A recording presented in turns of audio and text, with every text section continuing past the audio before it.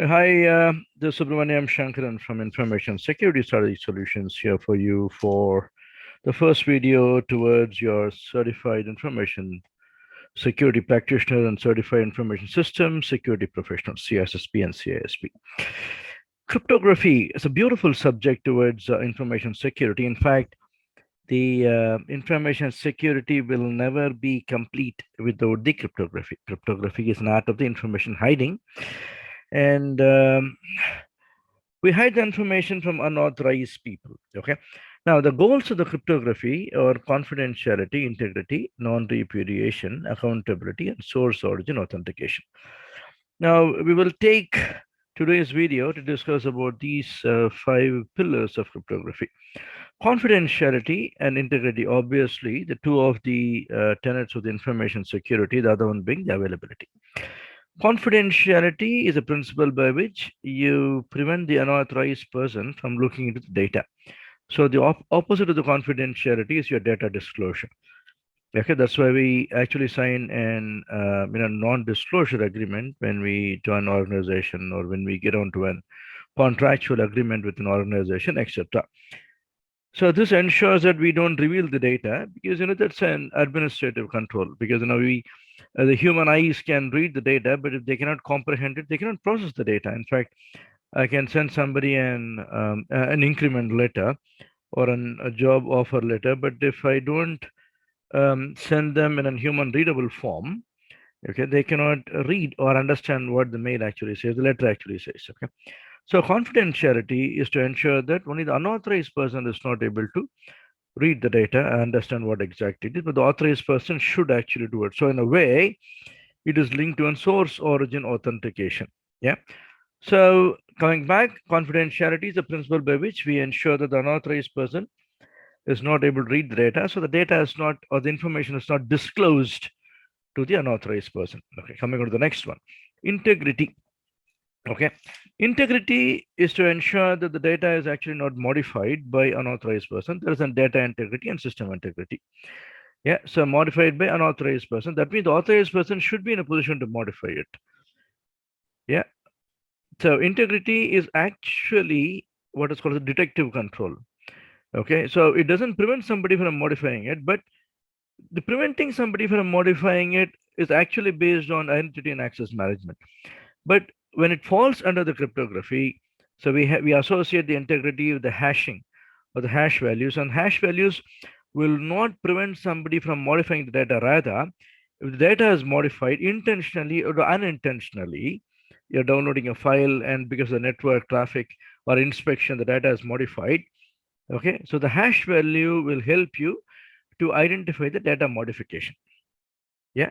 So the integrity within the scope of cryptography, okay, when it is associated with the hash value, okay, it is only a detective control, not a preventive control, but rather confidentiality when it is under the scope of the cryptography is a preventive control. When I encrypt the data, we will discuss about the encryption, decryption later. But when we encrypt the data, I'm actually preventing an unauthorized person to read the data, yeah, and understand. But in the integrity part of it, I'm not allowing the unauthorized person to modify it with respect to the cryptography. Hashing will not prevent the modification. Rather, the hashing will ensure that there's a provision for you to understand if the data is modified or not. Okay, so there is confidentiality, there is integrity. What is non-repudiation? Take an example. I log on to a server. When I say login, I put my username and the password. Okay, so source origin authentication is established. When I log on to the server, okay, I delete a file, and because I have deleted a file, the server has actually gone down.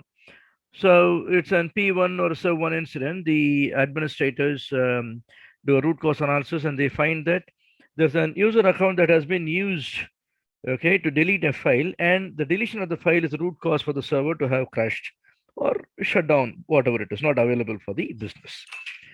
Now, if the user account is an administrator user account or a root user account, okay, when I say administrator as a root, as a login name, if it's administrator user account or root user account, I can establish what is called a repudiation. I can say, oh, I did not delete the file because the password for the administrator is not well known to me, or the password for the user account root is not only known to me, it is also known to somebody else who works in the IT team. I also work in the IT team. I can repudiate. Now, what is non-repudiation? If there is a provision for, okay, if there is a provision for the originator not to deny his or her activity, that becomes a non-repudiation. How is that possible? It can be a multi-factor authentication, username and the password, and you ask me for an OTP on Google Authenticator or Microsoft Authenticator, or I can have an RSA token, soft token, hard token, whatever it is. If there's a multi-factor authentication, okay, then if there's a provision for me to, there's no provision for me to deny the activity that I have actually done. Okay, but in terms of cryptography, we're going to deal with the digital signature. Okay, we'll be discussing a lot about that. Now, what is accountability? Tracing an activity to an individual is an accountability. So if I log on to a server with my username and the password, there's also multi-factor authentication, not a non-generic or a unique user account and the password. Okay, and if you're going to attribute an activity to me, I am accountable for that activity. I cannot repudiate. Okay, I cannot repudiate. If non-repudiation is established, accountability is established, and source origin authentication is also established. If any one of these three is not established, okay, then other two is not established. If I'm not able to establish the source origin authentication, then accountability and non-repudiation is something which I cannot establish. If I'm not able to establish the accountability, I cannot establish the non-repudiation source origin authentication. Okay, because I have deleted a file and somebody does a root cause analysis and they say you have deleted the file, but I was able to deny my activity with a valid reason. I was able to repudiate. Okay, so accountability is not established. Non-repudiation is also not established. And I cannot authenticate the source. Similarly, if any one of these three is not established, other two is not established. Now, the beauty about the cryptography is it establishes the confidentiality, integrity, non-repudiation, accountability, and source origin authentication. Only thing that is left out is the availability. Okay, and this availability part of it is something that should be established in the infrastructure. Okay, so thank you very much for joining me for this video. I'll speak to you again in the next video. Thank you then. Bye-bye. Cheers.